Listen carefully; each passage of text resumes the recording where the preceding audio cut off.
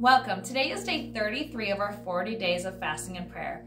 My name's Mariah and I'm the Children's Ministry Admin here at Harvest Time Church, Eau Claire. For today's devotional, we are going to be looking at Hebrews 11 from the New Living Translation. I'm not going to read the whole chapter, but highly encourage you to do that if you have the time today. So first off, we're going to look at Hebrews 1 to 3. This chapter is titled Great Examples of Faith. So, faith shows the reality of what we hope for. It is the evidence of things we cannot see. Through their faith, the people in the days of old earned a good reputation. By faith, we understand that the entire universe was formed at God's command, that what we see now did not come from anything that can be seen. Next, we're going to look at Hebrews 11, 8 to 19. It was by faith that Abraham obeyed when God called him to leave home and go to another land that God would give him as his inheritance.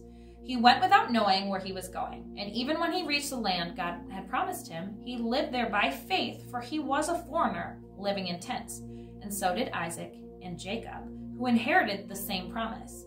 Abraham was confidently looking forward to a city with eternal foundations, a city designed and built by God. It was by faith that even Sarah was able to have a child. Though she was barren and was too old, she believed that God would keep his promise. And so a whole nation came from this one man who was good as dead. A nation with so many people that, like the stars in the sky and sand on the seashore, there was no way to count them. All these people died, still believing what God had promised them. They did not receive what was promised, but they saw it all from a distance and welcomed it. They agreed that they were foreigners and nomads here on earth.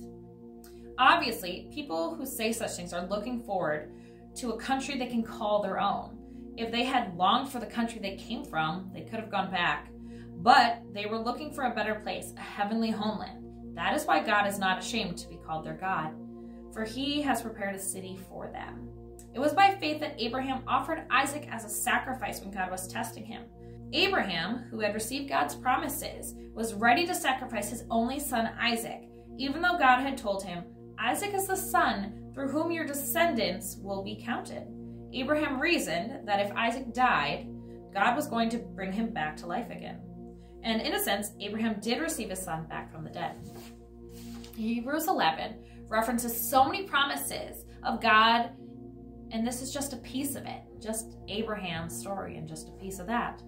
There are the stories of faith of Abel, Enoch, Noah, Abraham, Sarah, Isaac, Jacob, Joseph, Moses, the people of Israel, Rahab, Gideon, Barak, Samson, Jephthah, David, Samuel, and all the prophets, and so many more throughout the Bible.